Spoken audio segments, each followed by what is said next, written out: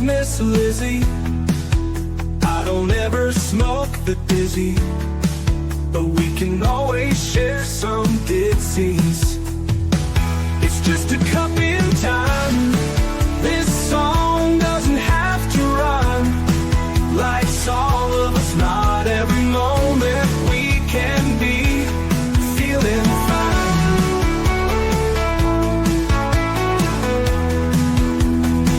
I wanna share a moment, just a second if you will, maybe even a cup of thrill. We could share this performance. It's tea time, come sit with me. Well, welcome guys. Miss Liz in the house. That's right, Miss Liz is here. I was not here this afternoon because that tea time was canceled, but I am here tonight. And tonight I have the incredible Richard Skipper in the house. And we're going to talk some music, some stories, some songs, all of that good stuff. We're going to take you down some rabbit holes and have some fun with you tonight.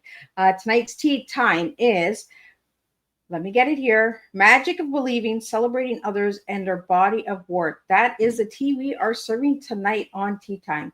So let's get everybody over to Miss Liz's YouTube channel, Spotify, LinkedIn, TikTok, Instagram, Facebook, all of those good platforms. You guys know where they are. Like, subscribe, and follow. And let's get these tea times out. Let's share these tea times because they do make a difference, one cup at a time. So let's get started with a disclaimer and then a bio, an intro, and then we're going to get Richard here and we're going to spill some tea. And Miss Liz is drinking hot chocolate tonight. So there's nothing in the chocolate, just chocolate, a little bit of milk. Disclaimer for Miss Liz's Tea Time live show. Miss Liz's Tea Time is a global platform dedicated to sharing real life stories, diverse perspectives, and meaningful conversations that inspire awareness, healing, and connection. Miss Liz is going live using StreamYard. Before leaving a comment during the live broadcast, please grant StreamYard permission to display your name at StreamYard.com. Please be advised that all the content brought forward during any Tea Time show is presented in good faith. However, discussions may include opinions, beliefs, and perspectives that do not necessarily represent the views of Miss Liz or the Tea Time platform. Information shared by guests is based on their own experiences and is perceived to be accurate at the given time of airing. All guests, viewers, and participants are responsible for using their own judgment when considering any action or decisions that may relate to their discussions. Some episodes may cover sensitive topics, including but not limited to trauma, abuse, grief, mental health, and other emotionally triggering subjects. Listeners' and viewers' discretion is strongly advised.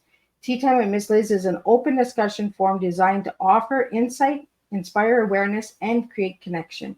It is not a substitute for professional, medical, legal, or therapeutical advice. If you require professional support, please seek assistance from qualified professionals or trusted resources in your area. If you have any questions regarding this disclaimer or the content of this discussion, you are welcome to contact me, aka Miss Liz, directly at my email at bookingmissliz@gmail.com or check my link tree at Miss Liz's Tea Time. By choosing to participate in, comment on, or view these live shows, you acknowledge and accept this disclaimer. Your participation is entirely voluntary. Miss Liz welcomes you to join the conversation with an open heart, and if at any time you feel this platform is not right for you, I respect your decision and welcome you back whenever you are ready. Tea Time with Miss Liz is serving truth and awareness one cup at a time. Now let me give you a little bit on Richard.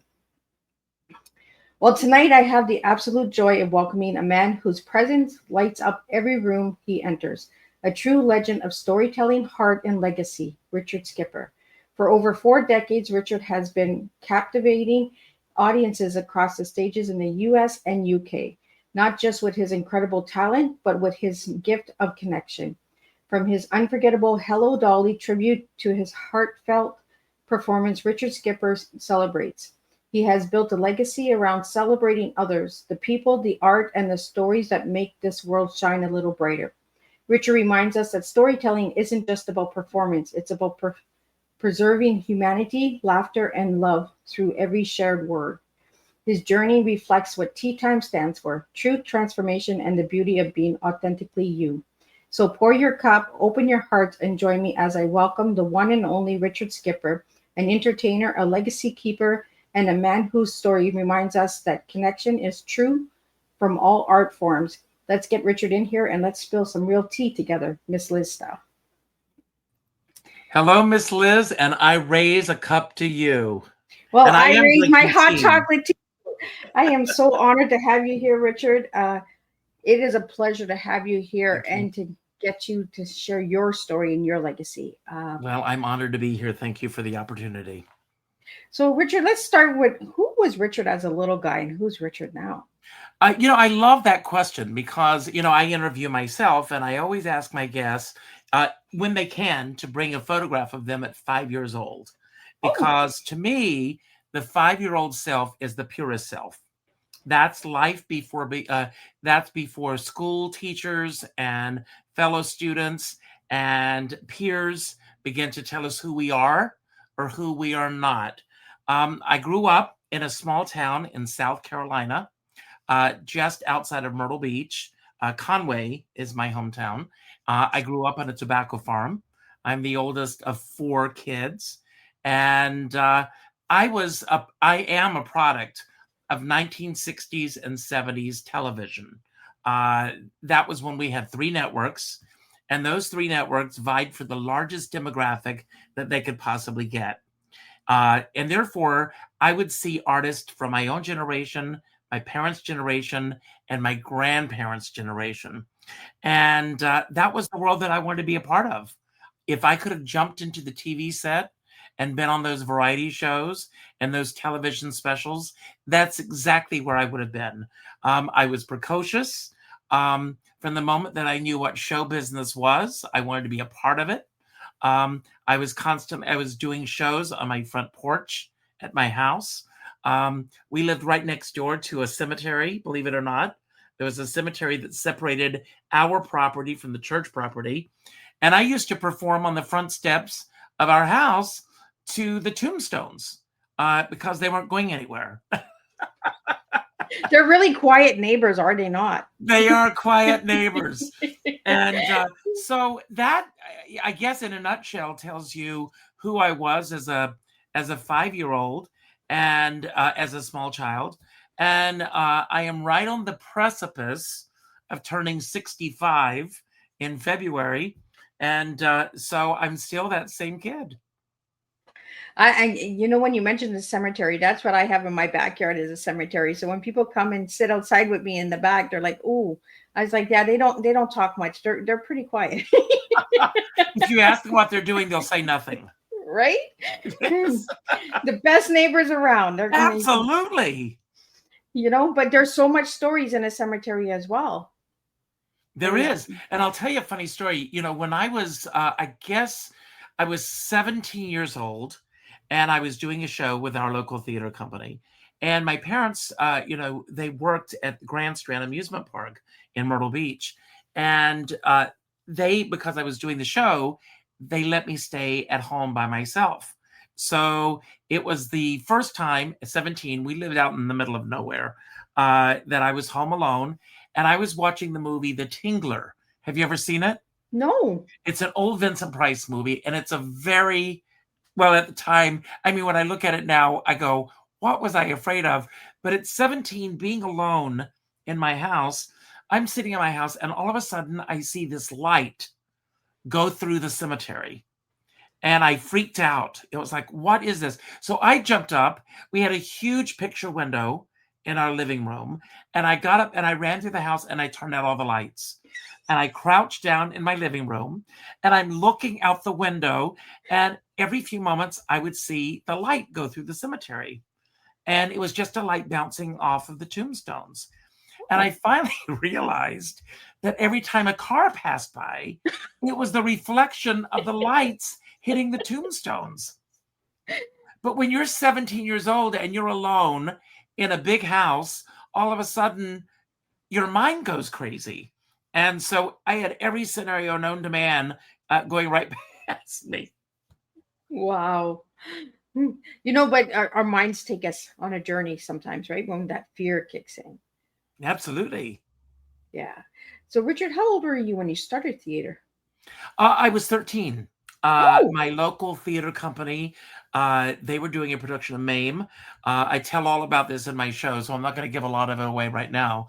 But I went and auditioned. I eventually got into the show. I wasn't initially brought into the show because my audition was so awful. But through a series of very unique circumstances, I ended up in the show. And after that show, all the shows that I auditioned for in my hometown, I would get a part in. And and I made it my mind when I was 13. You mentioned the book, The Magic of Believing. And when I was 13 years old, true story, August 5th, 1974. And you're going to say, how does he know that date? But August 5th, 1974, I'm reading the book, The Magic of Believing. And the author, Claude Bristol, says, set your mind on a goal like a homing pigeon and go after it with dogged determination. And so I closed the book and I went in and I announced to my parents that 5 years from that day, I was going to go to New York. Wow. And they laughed at me.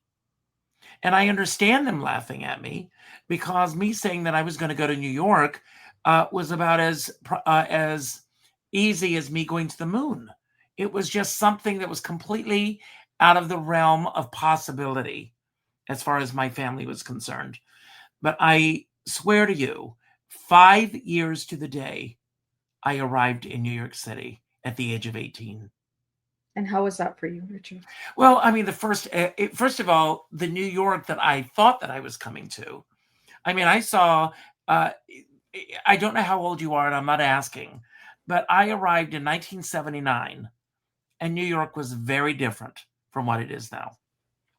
So I had imagined the New York of Breakfast at Tiffany's and Sunday in the Park and, and all these great films about New York. But what I ended up coming to was the New York of Taxi Driver and Midnight Cowboy. And it was a very different New York from anything that I imagined. But those first few months, first few years were pretty scary because I'm on my own. I was 18 years old. I had book sense. I was an A1 student in school, but life sense was something that I had not experienced before. Having to fend for myself, having to be on my own. And my father, and I don't fault him for this, again, because it was so foreign to him.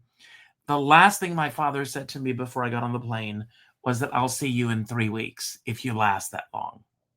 Ooh. So no matter how difficult things got in New York, I was going to prove him wrong. I like that. And I will say this, it was the greatest gift he ever gave me. It's kind of like that push out of the nest, right? Well, see, and I know that we're living in a very difficult world right now. And I can't even imagine what it's like for an 18-year-old to be on their own in today's world when economically it's difficult. There's so many challenges and issues in the world that, thank God, were not present when I was 18 years old. But I used to say that I believe that every kid should leave home when they're 18 years old because it was the strongest and best thing that ever happened to me. But looking at the world that we're living in now, I don't even know if that's feasible. Yeah. It's scary, isn't it? And that absolutely is. Well, Richard, I want to go into your story a little bit. So you've spent 46 years celebrating the stage, the stars, and the stories behind them. What does celebration mean to you beyond the spotlight? I'm glad you asked that question. It started years ago. I wanted to write a blog. And when I started the blog, I was looking for a title for the blog. So a dear friend suggested Richard's Rants and Raves. And then someone said, well, you're always raving, but you're never ranting. And I thought, well, they're absolutely right about that. So then I came up with the idea of Richard Skipper Celebrates. I believe that every single day is worth celebrating if we take the time to do so. And rather than looking for the things that divide us, let's celebrate each other. Let's celebrate what you bring to the table. There's a great, incredible artist in New York, Marilyn May.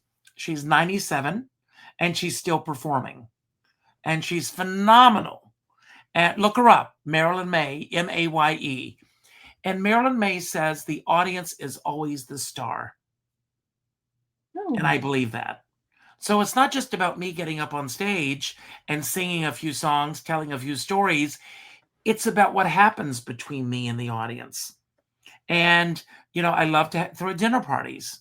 And when I bring people together to sit around our tables, I was listening today to Kathy Griffin, and she throws once a month a salon, and she invites about 15 people to her home, and they sit around the table, and no one is allowed to have their phones. That's a good thing. They have to check their phones when they come in the door. And it's all about communicating with each other. She picks someone at these salons. Kathy, I'm going to steal your idea. She picks someone to be the guest of honor, and she builds that person up in that evening. And I think that's what we need to do more of. We need to build each other up instead of trying to tear each other apart. Well, I think we don't even know how to celebrate each other anymore. That is a big thing, right? When someone tries to celebrate you, you don't even know how to take it anymore. You're kind of like on guard right away, like, oh. Well, I think, the biggest problem is this little thing right here. Yes. Yes, because since the world, again, when I came to New York, we did not have these phones. I worked for an answering service, one of my survival jobs when I first came to New York. And you had to call the answering service to get your messages. Actors and actresses were always using that. We didn't have call waiting. If you called someone and they were on the phone, you got a busy signal. Yep. If they were not home, it would ring and ring and ring until you called back. And this thing has created so many issues because, number one, everyone now wants instant gratification. People, I don't know about, I turn my phones off. I do too. This phone is off right now. I turn it off at night.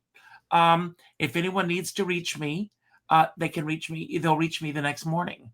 And people will go, oh my God, well, what if somebody passes away or something? Well, 18 years of my life and longer, actually, we didn't have that instant gratification. And now, I left Facebook at the end of February because I want to be more than a like and an emoji. So it's very, very important to me that we all continue to communicate with each other. And I pick a number each day. Like today was a 3-day. And I encourage everyone who watches my show, I encourage everyone to do this, and I encourage you to do the same thing. Go to the third name that pops up in your emails and reach out with a phone call. Not an email message, not a text message, not a private inbox message, a phone call, and have a conversation for that person. I love this, Richard, because I started doing that. It was, why am I on that phone all the time, right? So I started turning it off at nighttime, and my kids were like, Mom, but if something, I'm like, well, the doorbell's there. Come ring the doorbell. Come and get me. Wake me up. Like back in the day, that's what the grandma and grandpa used to do. Like, Exactly. But how many kids do you have? I have 4 of my own, 3 living and 1 passed. And then I have 3 stepkids. Yeah. So and are they all living with you? No. I have grandbabies now. My kids are all old, so. Oh, you're too young to have grandbabies. I'm 51, so. Oh, you're a baby. Yeah, no, my son lived with me a couple of years ago, and then he moved out on his own. But I just started turning off stuff, and everyone was like, well, you're turning that off. You're not online as much. You're not doing this as much. And I'm just like, I want to be connected to people. I want to have that connection. Having these conversations, even through StreamYard, I would prefer them in person, we all would, of course. But we have that opportunity of getting to meet people from all over the globe through virtual land. Well, I will say this, during COVID, I think StreamYard is a product of COVID. This was created so that we could do these podcasts. I don't know about you, but when I started doing my podcast, it was a result of COVID, because it was like, what's going to get me through this? So I started doing the podcast. And then every brother, everybody and their brother and their sister and their aunts and their uncles and their cousins are doing a podcast. Yeah. So there's so much out there. It's overwhelming sometimes, right? Yes. You don't know where to enjoy the entertainment anymore That's because right. it's all there. I want to ask you something, Richard, because you've been in Broadway. And when I go to a Broadway show or a theater show, put that phone away. But we go to events now where people have the phone and they're taking the whole event through their phone. They're not even enjoying it through their own eyes. It's like they're watching it on the phone. Like, That's right. why did you go there? So in Broadway, do they allow phones? Well, first of all, I've never done a Broadway show. I've done off Broadway. I've done a lot of theater. I have, I'm a cabaret artist mostly. But the interesting thing, they will make an announcement at the beginning of the show. Please turn off your cell phones. And inevitably, 5 or 10 minutes into the show, someone's phone is going to ring. And it's always going to happen at a moment that's a pivotal moment in this. When people take their phones and they've got it down by their waist and they are checking their messages, are they aware that the light is going back and we're seeing the light? It's a distraction. Yeah. But I think, again, with social media, with the phones, with everything getting shorter, I mean, even sitcoms are shorter now than they were 25 years ago. Wow. Because people's attention spans have gotten so much shorter.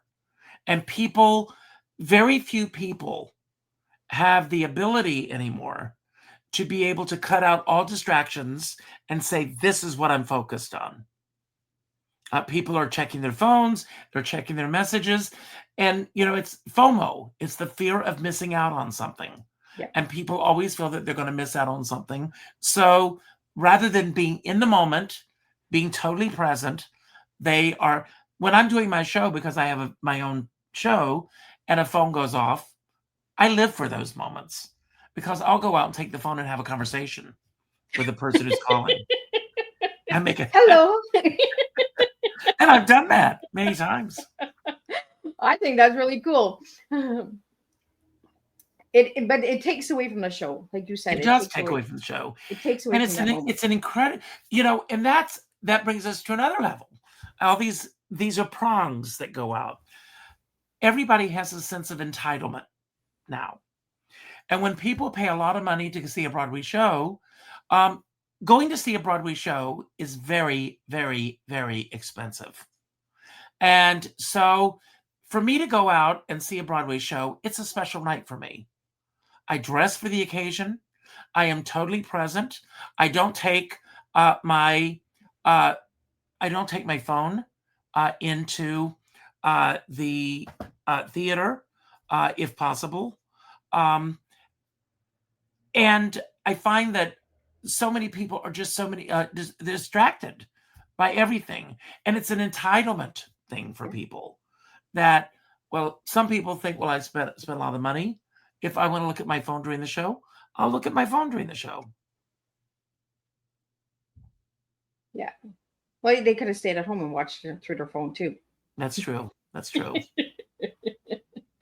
I am so glad that you are on Tea Time because I've been saying this for the longest time, right? We got to start getting connected again. We got to start Everybody celebrating listen, people. pay attention. Don't let this just be word salad that goes by. Please, we all, that's why you're in Canada, am I right? Yep. And I'm in the States. And I don't know if you have been paying attention, but there's a lot of divided. Everyone's divided in this country. Yeah. And it's because people don't have empathy for one another anymore. And I think when we hide behind text messages and emojis and all of the things that we're doing with each other, we completely lose the ability to truly communicate with one another. And I think that's very, very important. I think there's a lot of misunderstanding through texting too, right? Because everyone's like, Miss Liz, you sound so angry all the time. I'm not angry. Like, I'm not mad. I'm very straightforward and I tell you what I need and let's get it done. Like, well, the problem with an intent with an email or a text message is that you cannot show intent. So sometimes people are in a hurry and you send a text message and they may not fully read what you said. And so they may misconstrue what you said. They may think that you are angry with them when you're not. You're just trying to get your point across. And when everyone's doing that, there's a big issue. There's a big disconnect. Yeah, big disconnect. So how do we get that connection back, Richard? By picking up the phone and calling one friend a day. That's all it takes. One friend a day. Have a conversation. Yes. I'm big on that. We really have to start having good communication. Get communication skills. Yes. Without a screen, with the ear. That's right. That's right. That's right. Well, Richard, we had some questions come in and I want to get them out to you. Oh, good. And then we got some lightning bolt questions and all that good stuff. So let's get that out to you. A question that came in is from South Carolina roots to New York legacy. How did you upbringing shape your voice and empathy that audience feels in every performance? What a great question. Who asked that question? I had people that sent questions and I didn't write their names down. So. Oh, okay. So as I said earlier, I grew up in a household that, my parents did not, they were as far from show business as you could possibly get. It was something they didn't relate to. I believe that most people that go into the arts, most artists, most singers, most actors, we go in because we want to truly express ourselves. And sometimes we don't even express ourselves through being our authentic selves, but hiding behind a mask, becoming a character and expressing. But, Diane Ladd, who just passed away, I was watching an interview with her, and she said that when she, as an actress, she said, I'm playing you. I am playing you. I am playing you. I am expressing humanity through the characters that I'm playing, through the words that I've been given to say, as a singer, through the lyrics that we've been given. Some singers sing their own lyrics. Some singers are singing the lyrics of other people. But if a singer gets up and they sing a song, and that song is going through the filter of Richard Skipper or Miss Liz, those lyrics have to resonate with our history in order to touch an audience. And if we don't bring those elements to that, then the audience is not going to feel the emotion that we are setting out to present to them. I don't know if that answers the question, but that pretty much is, everything that's happened in my life, every positive thing, every negative thing, everything that I perceived as being negative when it really wasn't, all shape who I am. When I walk out on stage on any given night, I am bringing my entire history with me.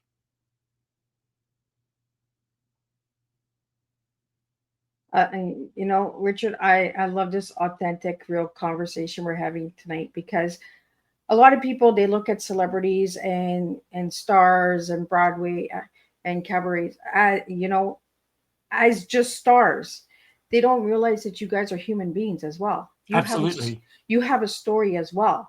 You have your pain as well.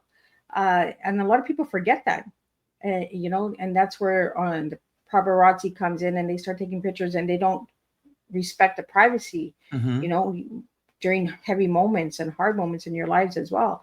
How do you deal with that, Richard?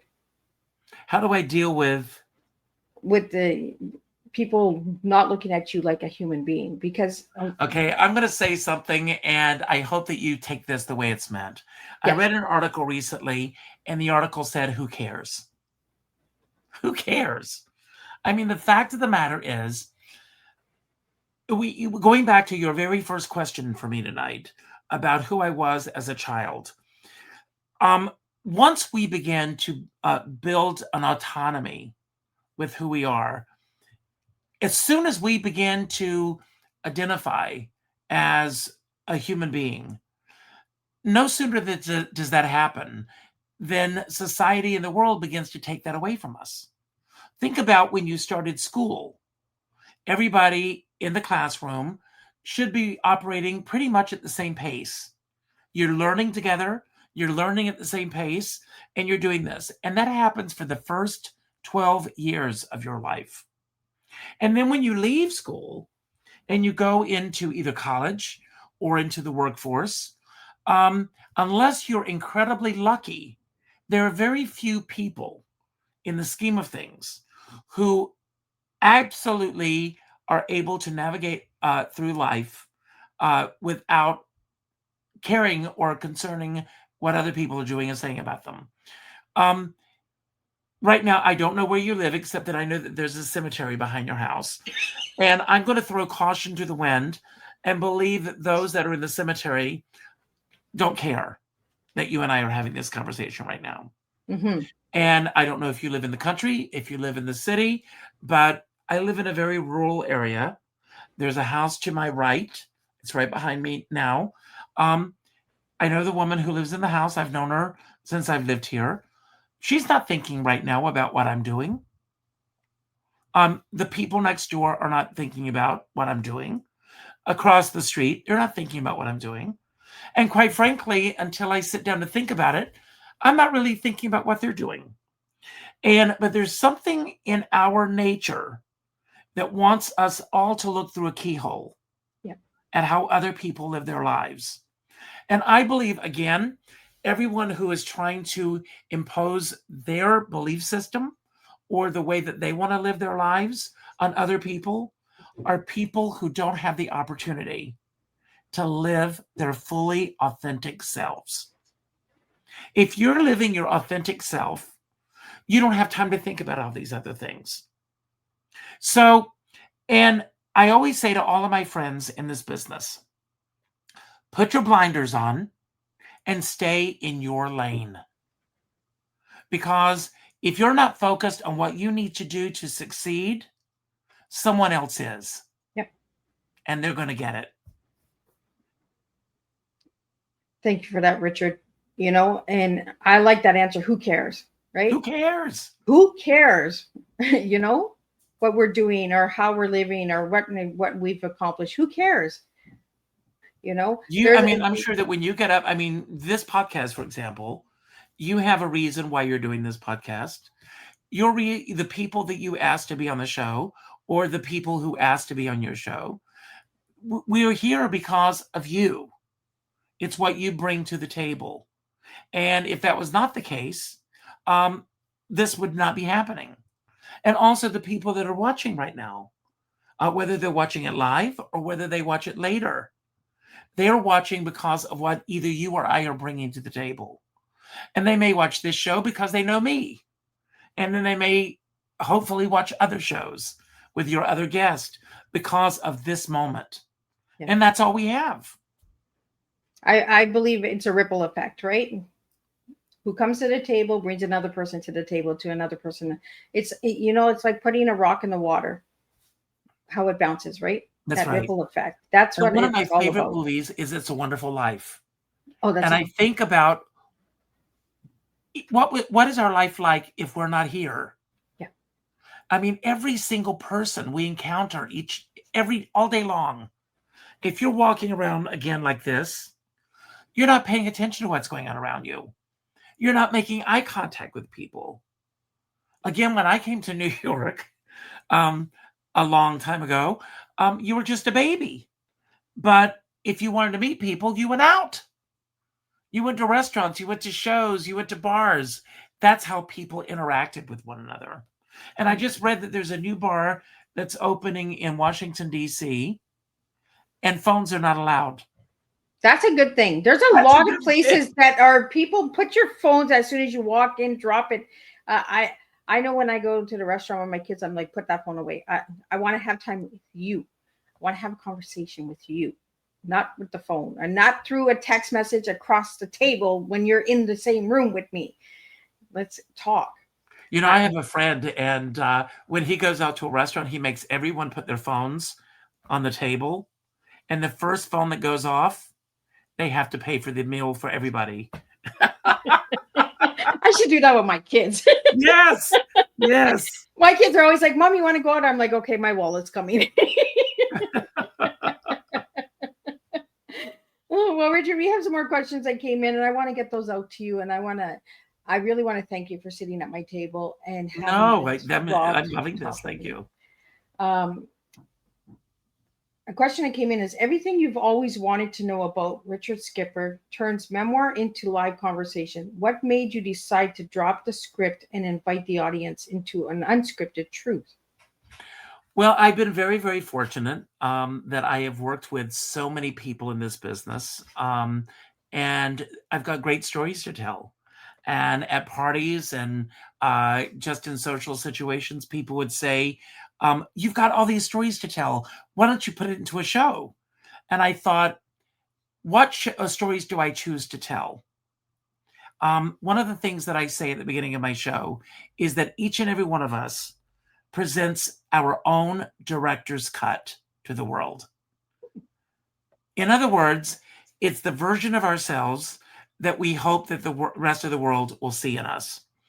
So with all these stories that I have to tell, I thought, rather than telling the same stories over and over and over again, one of the things that I do, and I'll show you this, if you can see this, we have these question cards that we pass out to the audience.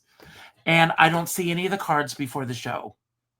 The cards are collected, and the cards are face down, and I just pull up cards, and like this, I just pulled one of the cards. What was the most embarrassing moment on stage, or a wardrobe fail? And I've got lots of stories that are just running through my head right now that I can tell. So I never know what direction the show's going to take me in. I do know what the songs are going to be. Okay. And I have a real good knack for taking whatever stories I'm telling and finding my way to the next song. And that's how I tie the show together. Those songs are buffers to get me from point A to point B and beyond. But what those stories are going to be between each of those songs is different. But that basically is why I do it. I love the spontaneity. A lot of people can't do that because if they don't have a script, it throws them. But I love the experience of being on stage with no script and just going with what happens. Right? Just go with the flow. Like, just spill it and let's see where it goes. And you have to be in the moment. Right? And I'm a very in the moment entertainer when I'm on stage. If I see someone in the audience that, I may ask them if they're a singer to come up and do a song with me. You never know. Every show is different with me. Well, I had you singing before we even went live. What a musical that I grew up watching was Tammy Falls in Love. Those are the good films that I really enjoyed. You got to work with some really incredible people, like Carol Channing. Let's talk about that, Richard, for a bit, on how Hello Dolly and all of that, how that experience was for you. Well, first of all, I was a huge, huge, huge fan of Carol Channing. And if anyone had ever told me that we would become friends and that we would, I used to stay at her home in Palm Springs. I never, I wouldn't have believed them at that moment. But, I spent 20 years, for those who don't know me, there's the photograph. I performed as Carol Channing for 20 years. And the first time that Carol saw me perform as her, she said this was not an impersonation as much as it was a Valentine, because I didn't make fun of her. I didn't want to, I always had the utmost respect for her. And the first night that I got the chance to perform for her, I said, if she doesn't like what I'm doing, I'll never do it again. And I would have been fine with that.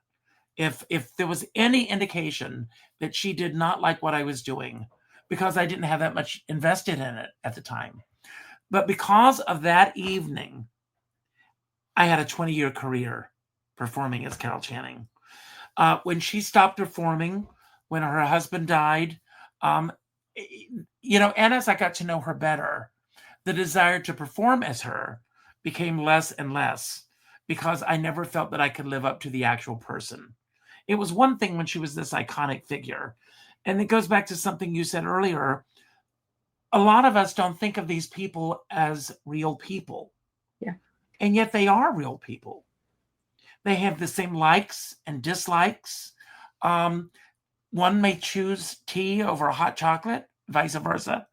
And I have been very, very fortunate with the people that I've not only worked with, but that I've interviewed over the years. And no matter who they are, we are all human beings. Yeah.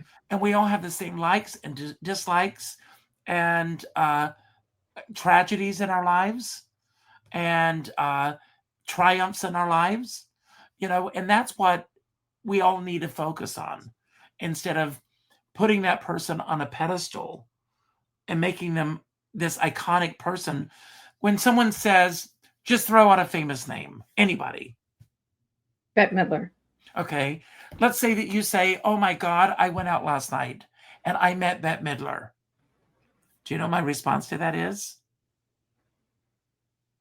She met you. Oh.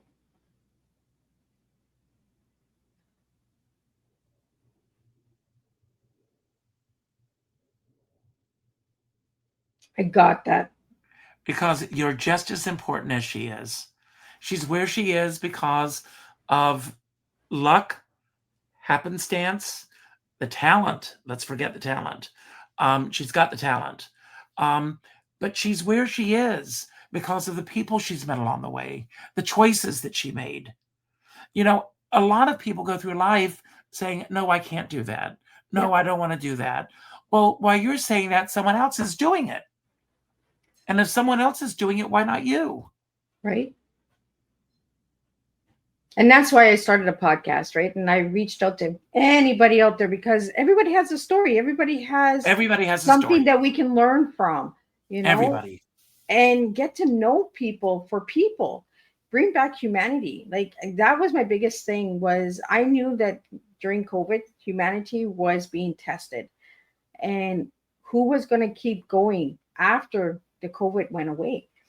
Mm-hmm. I've seen how cold the world has turned again now that COVID is gone. Mm-hmm. Why did we switch so fast when we were all lovey-dovey and putting bubble wraps on to give grandma and grandpa hugs? And now we don't even care if grandma and grandpa get a phone call. Like, why so cold? Why the switch? I'll answer that for you because people's attention spans are very short. There's a very famous quote that history, I'm going to mess it up, so I'm not even going to say it, but it's really about the fact that we, things that happened yesterday, we keep repeating the same mistakes over and over and over again because people's attention spans are so short. And things that I grew up with. I mean, I was in New York when 9/11 happened. So there have been 2 generations of kids that have come along since then that have no concept of what that day was like in New York. Nor do people around the world have a concept. I mean, with the conflict that's going on right now in Gaza, can you imagine you and I being in a situation like that? It is as far removed from you and me at this very moment, thank God, as it could possibly be. But as you and I are sitting here in the comfort of our own homes, and I'm seeing these great tchotchkes and teapots and everything behind you, you've got the comfort of your home, and there are people sleeping on the streets tonight. And a lot of people don't think about those things. And we just take things for granted on a day-to-day basis. And I don't take things for granted. I don't. Life is short. It's precious. And we waste so much time on so much garbage that when it's gone, it's gone. When my grandma passed, it's going to be 2 years already. And we used to have conversations about tea time and who came on tea time, Richard, and why did that guest come to you? Why do you think they came to you? And I'd be like, oh, I don't know. And she's like, no, you do know. pay attention, start listening and understanding why these people are coming to you. And then I got it. We were looking for that connection. We wanted that connection. It had nothing to do with the beverage. It had nothing to do with the words. It had to do with the connection of bringing people together and having a good open heart conversation Absolutely. about anything, right? And being comfortable having that conversation and having dislikes and likes and say, you know what? You might like red and I might like blue, but still be able to like each other, you know? Absolutely. You know, I mean, everybody has to have their own opinions, and everybody, let me explain something to all the listeners out there. We are all a product of what brought us to this moment. The way you believe, your faith in a higher power, or not, your religious beliefs, your political beliefs, your beliefs about things that are going on in the world. They are shaped by everything that's brought you to this moment. Hopefully, by this point in your life, you have the capability to think for yourself and to make your own decisions based on what you feel, not based on what someone else tells you that you should be feeling. Absolutely. And we need to get back to that. Absolutely. 100%. I'm with you with that, Richard. What song do you think could bring the world together? Well, I always say that if everyone began every day with a show tune, there'd be no strife in the world. And I believe that. My go-to song is Hello, Dolly. I hear the opening strains, put on your Sunday clothes before the parade passes by. Whatever. I have this calendar. I'll share this with you. And this is called A Show Tune for Today.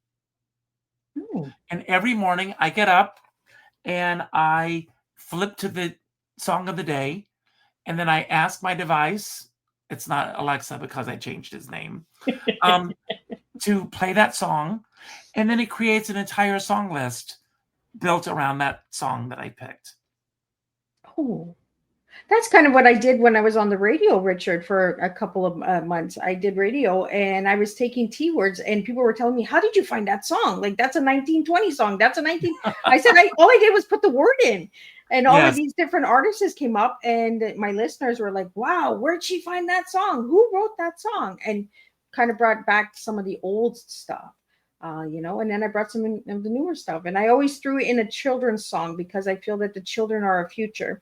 And, we got to keep encouraging our young children and the new generation. Music's important. Art's important. Carpentry is important. Hands-on stuff is important. We need to start bringing that all back, right? Absolutely. So I love that you do that. Like, and I'm happy that you changed the name of Alexa because me and Alexa, we don't get along in my house. No, I changed his name. I'm not going to say the name, but he has an Australian accent. He's completely different. Just the other day, I was arguing with Alexa. I was like, "Why are you being so mean to me? Like, I want an answer." I cannot and she answered help you with that. And she said she couldn't help me with it. I can't help you with that. It's like, yes, you can. You can be nicer. I love that. Oh yeah, when I get bored, I talk with Alexa, and I'm just like, why are we doing this? Like, give me some answers. I can't give you the answer to that. Like, so. But Richard, I really appreciate this conversation, because this is not where I thought Tea Time was going to go tonight. And I'm glad that it's going down this way. Well, thank you. And I'm always honored to see a different flow in the tea because it keeps me on my toes as well. And I learn from you as well, Richard. Well, thank you. And vice versa. And that's what it's all about, is learning from each other and having those conversations and getting to know you as a person. Mm-hmm. You mentioned Hello, Dolly. I want to know more about Hello, Dolly, because I think we need to speak about Hello, Dolly more for the younger generation, because I think it's amazing. Like, if you go and you look up Hello, Dolly and all of the stuff that you've done with that, Richard, I was blown away. I was just like, wow, that person was in there too. Oh, that's right. I mean, it's just amazing. When I was a kid, I had a mentor. Her name was Miss Epps. And Miss Epps had a play. She had a playhouse in her backyard. And I used to go to her house every Wednesday and Thursday afternoon after school. Believe it or not, we would have tea. And I was an unusual kid. And we would read from the classics. We would read biographies. We would read from plays. And if I would be reading about someone. You mentioned Bette Midler earlier.